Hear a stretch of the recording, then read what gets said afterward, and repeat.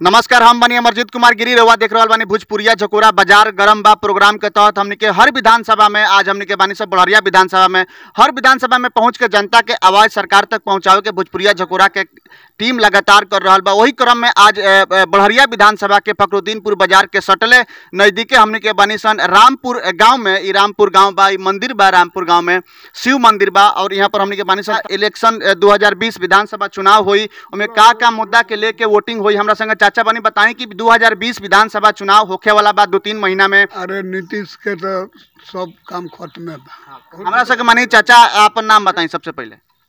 नाम सुभाष शाह। सुभाष जी बनी बताएं कि अभी 2-3 महीना के बाद इलेक्शन होखे वाला बा विधानसभा में भी, तो बताएं कि अभी जाए रहुआ इलेक्शन में तो का मुद्दा के लेके जाए?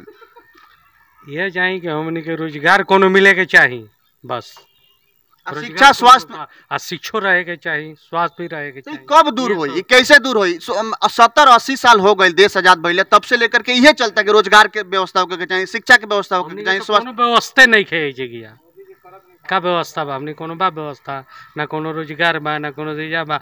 लोग घूम रहल बा पढ़ लिख के, ना कोनो नौकरी बा ना चाकरी बा, पढ़ाई कर घूमे था लोग। आखिर एक जिम्मेवार के बा रउरा बताएं कि आखिर जो जनता के हो गए। तो जनता कब सतर्क हुई, हम ही जाने के चाहते हैं रउआ से। जनता एक गुड हो के को हो। यहाँ के रानी चाचा कहता नहीं कि जनता एक साथ होके कोनो ना कोनो निर्णय ले। हमरा संगे अपन नाम बताएं। जी दयानंद सिंह। दयानंद जी बताएं कि अभी 70-80 साल से तीन ही को मुद्दा चलता, स्वास्थ्य, शिक्षा और रोजगार, और अभी तक ये तीनों दूर ना हो पाओ। अभी रउरा अपना क्षेत्र में देखी विधानसभा सहित पूरा बिहार की अगर आंकड़ा उठा के देखी तो बुरा हालत बा। इस स्थिति में हम नौजवान लोग जब वोट करे जाए, एगो नौजवान बनी रहुआ तो काम मुद्दा के लेके वोट करे जाए। भोजपुरिया झकोरा के टीम के साथ साथ पूरा बढ़िया विधानसभा के लोग जाने के चाहता। देखिए, देश ही अपन आज़ाद भइल 1947 में, तब से गरीबी और शिक्षा के प्रॉब्लम आवत रह गई इंडिया में। 60 साल आदमी कांग्रेस के मौका दिलस कि 60 साल कांग्रेस कुछ करी, अब करी। 60 साल में आदमी जब विश्वास उठ कर कांग्रेस पर आदमी भाजपा के वोट दियल। भाजपा के वोट दे के एगो मतलब आदमी के थी रहे कि अब सरकार मतलब इंडिया बदली, देश बदली अब।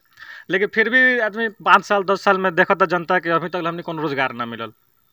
ग्राउंड लेवल पे कोनो काम नहीं है, बस का तो बॉर्डर पे ही होता। हमारा बॉर्डर से कम मतलब है, लेकिन आदमी के यहाँ भूखी से मरता, स्वास्थ्य से मरता, एक से हमारा ज़्यादा मतलब बा न। मीडिया का बा कि चाइना पर 2 आदमी मरल तो 15 दिन से खाली अथी न्यूज में चल रहा बा कि बॉर्डर युद्ध हो जाए, उन्हें ई मिसाइल बा, इन्हें ई मिसाइल बा। सब मतलब पब्लिक के गुमराह करे के कोशिश कइल जा रहा बा। कहतन कि व्यवस्था ठीक नहीं है, तो आखिर व्यवस्था ठीक नहीं है तो व्यवस्था के ठीक करे खातिर नौजवान लोग का सोचता आ का सोच के वोटिंग करी आ काहे नहीं के अभी तक परिवर्तन भइल अपना बिहार सहित पूरा देश में? का कहल जाए ओकरा बारे में? नेता के देखी जब इलेक्शन का टाइम आता तो बहुत बड़ वादा कइल जाता, लेकिन 5 साल में गरीब के गाँव में आदमी नेता से भेंटे नहीं के होत। कहाँ नेताजी बानी कोनो अते पते नहीं के, मिले खातिर भी अपॉइंटमेंट फिक्स करे पड़ी नेताजी से। कहाँ बनी तो पटना बनी, कहाँ बनी तो गल बनी दिल्ली, बात हुए ना तो कहाँ काम हुई ना हुई। अच्छा बताएं कि रउरा रामपुर गांव में मौजूदा जो जनप्रतिनिधि बानी, यहाँ के विधायक जे बानी, वो काम से वहाँ के काम से मौजूदा जे भी जनता बा रामपुर के, वो संतुष्ट बा? देखिए, यहाँ के विधायक जी बानी श्याम बहादुर सिंह। यहाँ के मतलब के बा कि हमने के पास दूसर कोनो ऑप्शन ना रहे, जमुना के चलते श्याम बहादुर के हमने जितावे के मजबूरी रहे। कोनो ऐसा जनप्रतिनिधि चाहे कोनो ऐसा नेता उभर के नहीं खाना होता नया में, जना के आदमी हमने के विश्वास जीत सकत पब्लिक के। इहों के बानी बस जीत रहल बानी, लेकिन काम कोनो ना, ग्राउंड लेवल पर कोनो काम नहीं है। ऊपर से तो बहुत पैसा होता, ऊपर से बहुत फंडा होता। कोरोना में एक बार भी पंचायत में अपना ना घूमनी, एरिया में ना घूमनी, कहाँ पब्लिक खाता कहाँ नहीं खात, कहाँ से अनाज मिलता ना मिलल, बस फंड बा खाली। नल जल के काम होता। आज 2 महीना 3 महीना हो गया तो पानी नहीं नल जल में, सरकार कहलस कि जरा पास कार्ड नहीं है कोरोना वायरस में ओकरा के भी राशन दिया। डीलर के पास गइला पर कहा तो मिलबे ना करी, मुखिया के पास गइला पर कहा तो बीडीओ लगे जाए तो सीओ लगे जाए। अब एक अनपढ़ आदमी कहाँ दौड़ी रहुए बताए। कोविड-19 से पूरा प्रवासी लोग बिहार में आ गए, बोलो सबसे ज्यादा प्रवासी अगर कहीं अथी कर तो बिहार में, यूपी में। आ यहाँ बेरोजगार के नाम पर शून्य बा, ना कोनो कंपनी ना कोनो कारखाना, शुगर मिल भी जितना सब कुछ बंद बा। कहाँ से बेरोजगारी दूर हुई? अपन नाम का बताओ नहीं? दयानंद सिंह। दयानंद जी बताएं कि कहता नहीं कि कोनो व्यवस्था नहीं है, तो आखिर व्यवस्था नहीं है तो कम से कम जिम्मेवार तो जनता नहीं बा, क्या जिम्मेवार बा रुआ बताएं? जनता जिम्मेवार ऐसे बा कि जब इलेक्शन का टाइम बा तो 200 400 500 के चक्कर में वो बड़ा मतलब एक बार 200-300 रुपया के चक्कर में लेके आदमी वोट दे देता केहू के। एकरा खातिर दूर करे के पड़ी, अभी भी बा अपना देश में, एकरा के माने के पड़ी। मुखिया बढ़िया में बा, सब जगह बा, बढ़ियों में बा, अपना गाँव में बावे। कुछ आदमी पैसा के चक्कर में केहू के वोट दे दिहन, रात भर में वोट बदल जाई, तो ये तो लोभी कुछ करे के पड़ी इनका लोग के। यहाँ के दयानंद जी बानी बताओ तनी सबसे बड़ा बात यहाँ के बताओ तनी कि सही बात बा कि पूरा बिहार से पूरा देश के सिस्टम बा कि थोड़ा सा पैसा लेकर के और जो दलगत राजनीति करे वाला लोग बा पैसा दे करके वोट बैंक खरीदेला, एक रात में ही मोमेंट बदल जाला इलेक्शन के। हमरा साथ और युवा लोग भी बा, हम अपन नाम बताई सब। उपेंद्र कुमार। उपेंद्र जी बताएं कि व्यवस्था जौन बा अपना के यहाँ रोजगार के भी हालत खराब बा, शिक्षा में, स्वास्थ्य में, तो आखिर हम जाने के चाहतनी कि एकर जिम्मेवार रुआ कहतनी कि दयानंद जी कहनी है कि जनता जिम्मेवार बा, तो जनता जिम्मेवार बा तो आखिर जनता फिर कंप्लेन काहे करता कि हमरा हई चीज नहीं मिलत, हई चीज नहीं मिलत, हमरा रोजगार में दिक्कत बा, शिक्षा में दिक्कत बा, तो फिर कंप्लेन कौन बात के जब जिम्मेवार हम खुद बानी।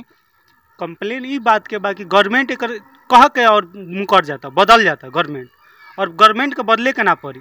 विकास के मतलब ये भइल कि रोजगार और शिक्षा, हम तो दो ही चीज़ जानते नहीं। रोजगार विकास के मतलब शिक्षा और रोजगार, बेरोजगारी दूर कर, अपने आप ही रोजगार अथी हो जाए, विकास हो जाए। विकास पैदा करे के ना पड़ी, विकास के मतलब ये भाई। विकास के मतलब ये बोलते रउरा क्षेत्र में सहित पूरा बिहार में दिखाई नहीं के देती, शिक्षा हो गई, स्वास्थ्य हो गई, जौन रउआ कहीं कहीं भी व्यवस्था में सुधार होत दिखाई नहीं के देते। फिर अभी रउआ लोग यंग बानी, अभी क्या सोच के वोटिंग करे जाए, ये हमरा के बताएं। एक सबसे बड़ा जिम्मेवार गवर्नमेंट बा, बस गवर्नमेंट हमने के लोभ देती है कि ई कर देम, ऊ कर देम, ई कर देम, यहाँ कर देम, हई कर देम, हऊ कर देम, लेकिन कुछ नहीं करत। बस खाली कि कर देम, हई हो गई, हऊ हो गई, खाली कॉपी मेंटेन होता, रजिस्टर मेंटेन होता, लेकिन एक बारे में कुछ देखल नहीं जात। कौनो जौन युवा पीढ़ी बा, तौन एजुकेटेड पर्सन बा, ओकर रोजगार नहीं मिलत। मेरिट लिस्ट में ओकर नाम भी आके भी पीछे से बैक डोर से ओकर एथी बन जाता। अच्छा वह युवा बने का मान के चलता नहीं कि धर्म के आधार पर बड़हरिया विधानसभा में वोटिंग होला आ फिर होई।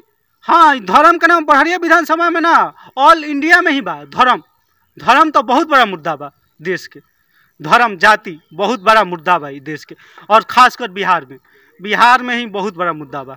तो युवा लोग कहे नहीं कि एक होकर के धर्म जाति के सब खत्म करके एक होके यूनिट होकर के ऐसा सरकार बनाओ कि सब जौन शिक्षा बा, स्वास्थ्य बा, रोजगार बा, सब पर काम करो। कि कहा युवा लोग नहीं कैसे कर पाओ, ऐसा कोनो सरकार ही नहीं मिल पाओ तमरा पर हम लोग के विश्वास करी सो। चाहे ऐसा कोनो जनप्रतिनिधि उभर के नहीं हो तो हमरा के देखी सुन तो लागो कि ना ही हमरा कुछ कर दी, चाहे वो हमरा कुछ कर दी, लेकिन ऐसा कोनो जनप्रतिनिधि नहीं के।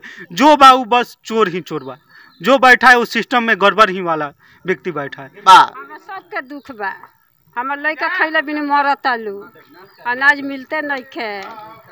हमार मालिक तो बैठ गए, लोग गाड़ी से मार दल बैठ गए, हम दावे पीरो में हैरान बनी। हमार तो और हालत खराब बा, घर दुआर निमन बा, कुछ नहीं खे। के बड़हरिया विधानसभा सहित पूरा हर विधानसभा में बरौली हो गई, गोरियाकोटी हो गई, रौरा दरौदा हो गई और बैकुंठपुर हो गई, हमने के लगातार लागल बनी सन कि जनता के आवाज़ सरकार तक पहुँचावल जाओ। भोजपुरिया झकोरा के टीम बाजार गरम बा के तहत आज बड़हरिया विधानसभा के फखरुद्दीनपुर बाजार के नज़दीक रामपुर बड़ी रामपुर शिव मंदिर के पास में हमने के बानी सन। तमाम लोग से बात बल, सब लोग कहता कि विकास के मुद्दा के लेके हमने के वोट करे जामसन, विकास ही मुद्दा रही है। कोरोना महामारी के चलते जौन भी प्रवासी मजदूर लोग अपन घर लौटल बा, सबे रोजगार खोज रहल बा, सबे खोज रहल बा कि कहीं कुछ काम धाम मिलो हमनी के कि 2 पैसा 4 पैसा कमा के अपना परिवार के रोजी रोटी चलाई सन। हमनी के सबे परेशान बा और लगातार हमनी के हर विधानसभा में सर्वे भी कर रहल बानी सर। सर्वे भी हमनी के हर आदमी से सर्वे भी एक गुप्त सर्वे होता जौन बाद में जाकर के फ्लेक्स कर जाई, और गुप्त सर्वे भी हमनी के करतनी सन कि कहाँ तक कौन पार्टी कहाँ तक पहुँचल बा। एक गुप्त सर्वे भी हमनी के लगातार हर विधानसभा में कर रहल बानी सन। और आगे हमनी के काल गोरियाकोटी विधानसभा और बरौली विधानसभा में काल रउआ उनके रिपोर्टिंग मिली। तो हमनी के अगला रिपोर्टिंग देखे खातिर हमारे भोजपुरिया झकोरा चैनल के सब्सक्राइब करी, लाइक करी और बेल आइकन के जरूर दबाएं। हम बनिए अमरजीत कुमार गिरी, बड़हरिया विधानसभा से कैमरामैन हरिराम यादव के साथ। धन्यवाद।